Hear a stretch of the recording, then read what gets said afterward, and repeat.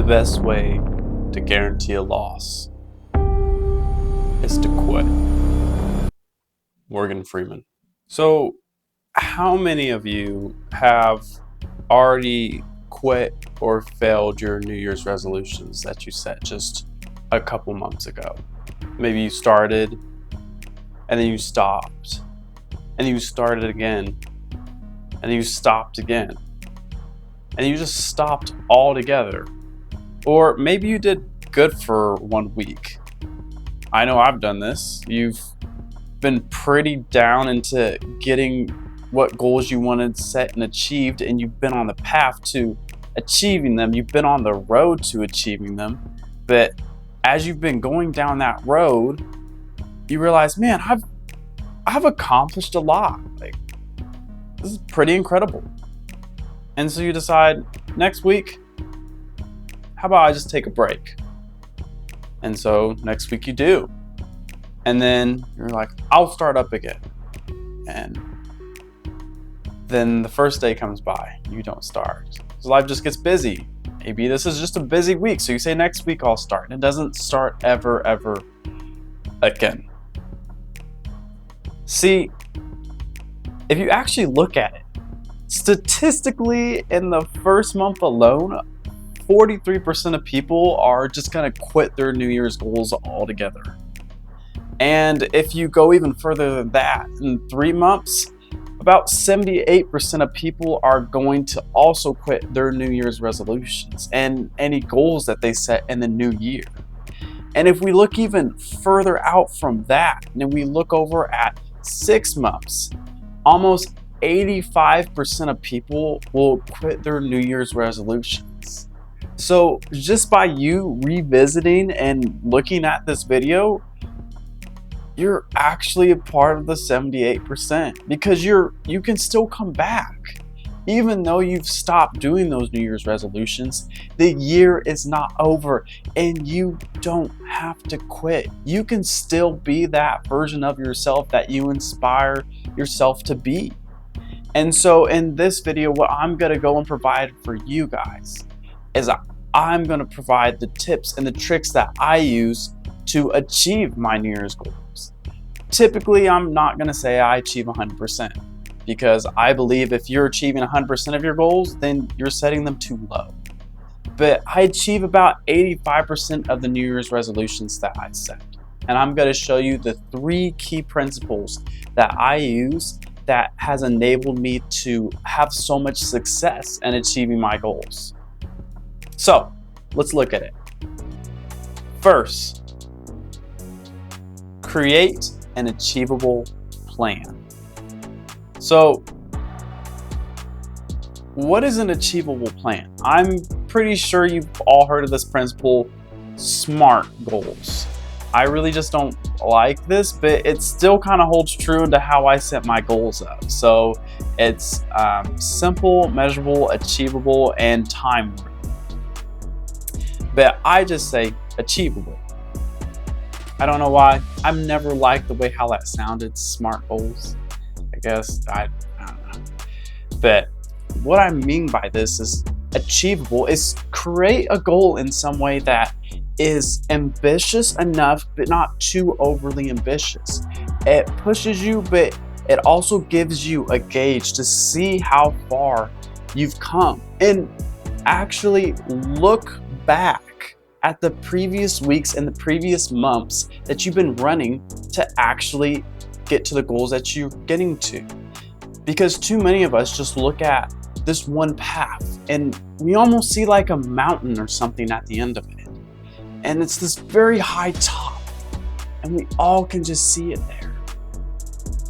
But we're too busy and too focused looking at the top sometimes that we don't take a moment and look behind us and realize how far we've gotten.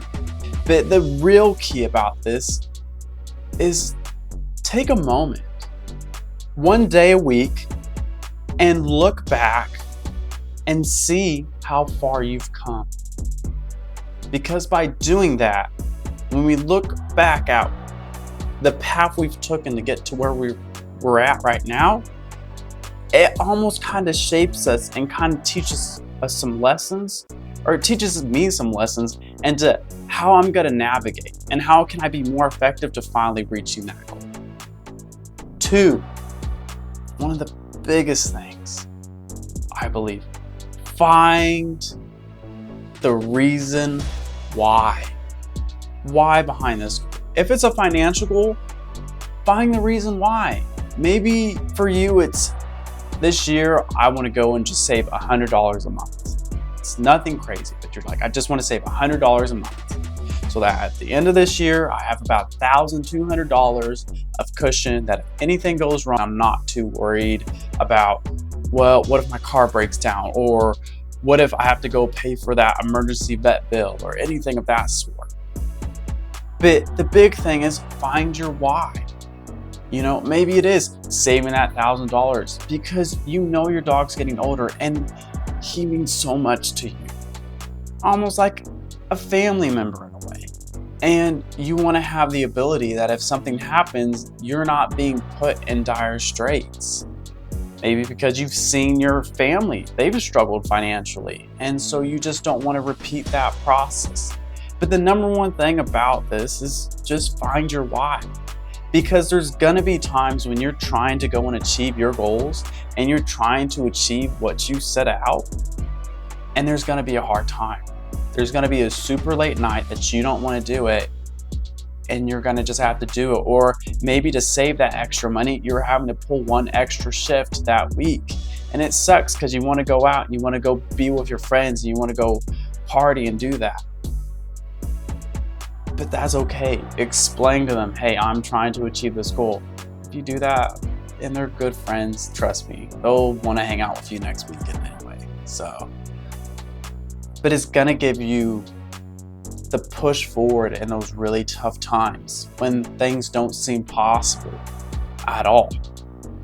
And it's something that I've used in many times that I've just not felt like achieving my goals. I've honestly just been like, this is dumb, this is stupid, I just want to go to sleep. Or, and I'm not saying not take care of yourself, but what I am saying is there's gonna be tough times on the road ahead. And so to have that why will give you that extra energy boost in those very tough and trialless times. 3rd, create a vision. If you look at some of the most successful people around you and you ask them, I've kind of found it crazy, but a lot of them actually have created a vision, some type of image, either through pictures or just in general through their mind of where they want to be. And sometimes they'll get pictures or they'll have like a little piece of paper in their wallet, and it'll just be a general vision of what they see their life being like in a couple years. And when they achieve that, they go write a new one or they go and make up a new vision. But by doing this, it allows you to understand where your goal is, the measurable goal in this year or in this couple months that's gonna lead you up to that ultimate goal. So when a lot of people will just want to quit and go, it didn't happen in a year, I'm done. Or it didn't happen in 3 months, I'm done. Or I wanted that fit body for this summer and it didn't happen, I'm done. I'm not saying that's impossible because I've seen some people do it. I just know myself, it takes time. Many great things in life take time. And so for me, what I've done is I've actually created myself a little board, a little vision board, and I also do have like a little note because I've learned from some of the people I admire and that are very successful I've seen. And they do the same thing because they've kind of taught me that in those times where you are struggling, you need to understand how far you've come and where do you want to go. And if you understand those two things, this is the part about where you want to go. When it doesn't happen when you expect it or want it to happen, trust me, you'll keep on going that route. It'll give you inspiration because it gives me it every single time. Sends chills straight down my spine. Are you gonna quit? Are you gonna just keep on going? The choice is yours. and the year was still yours. So all of you, I just want to say, I believe in you. You got this. And let's make this year our year. All right, I'll see y'all later.